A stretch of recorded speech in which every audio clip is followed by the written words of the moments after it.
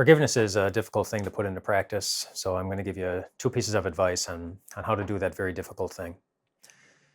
Firstly, if a person knows that they hurt you, if they know that they sinned against you, if they are well aware of it, then do not wait another moment to go up to them and tell them that you forgive them, even if they haven't said sorry.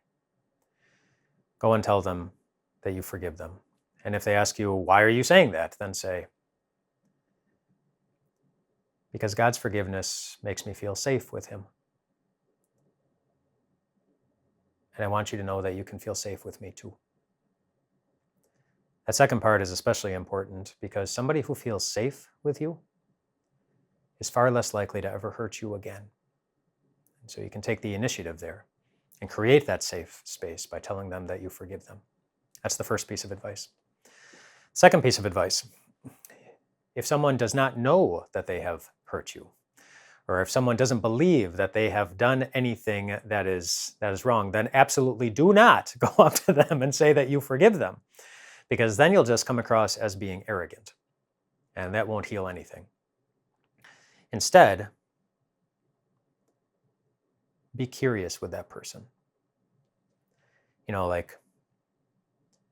Ask them questions about their life, what they like to do, where they like to go. Ask them for their advice on things that are really, really important to you. And then take that advice seriously. Put it into practice. Be curious about them.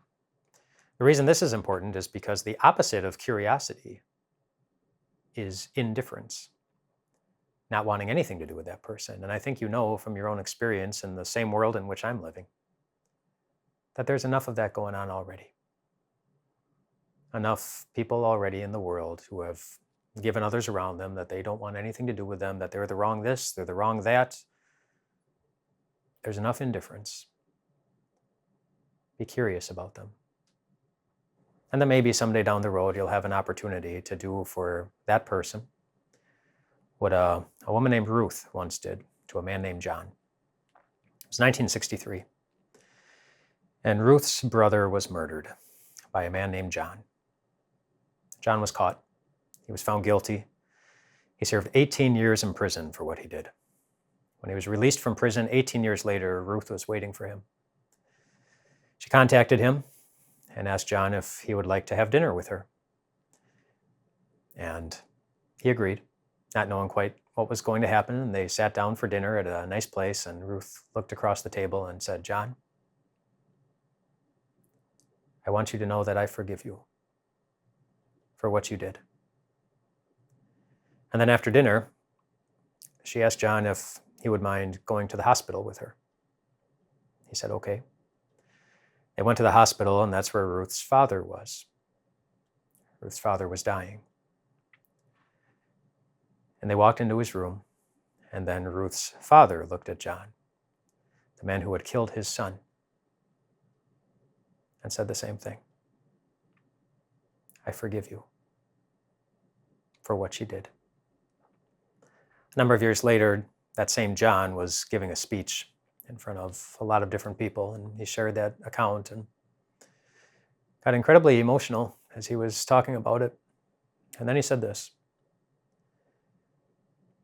He said, Christians are the only people who you can kill their brother, you can kill their son, and they still treat you like a member of the family. But of course, Christians didn't invent that. Our God did.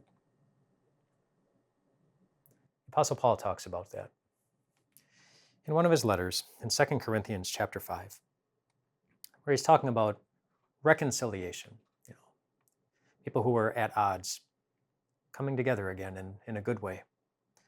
And he says, all this is from God, who reconciled us to himself through Christ and gave us the ministry of reconciliation. That God was reconciling the world to himself in Christ, not counting people's sins against them. And he has committed to us the message of reconciliation. We are therefore Christ's ambassadors, as though God were making his appeal through us. We implore you on Christ's behalf, be reconciled to God. God made him who had no sin to be sin for us, so that in him we might become the righteousness of God. Did you notice that?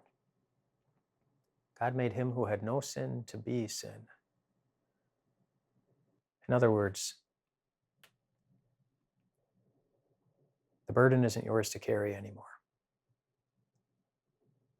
Jesus took all of it on his shoulders, so that we could not only be forgiven, but go tell the world that it is too. Christians are the only ones who even have the ability to do that. Go make a difference in the world, my friends. Did you enjoy this video? Make sure you subscribe to us on YouTube so you don't miss a single message. Click right here.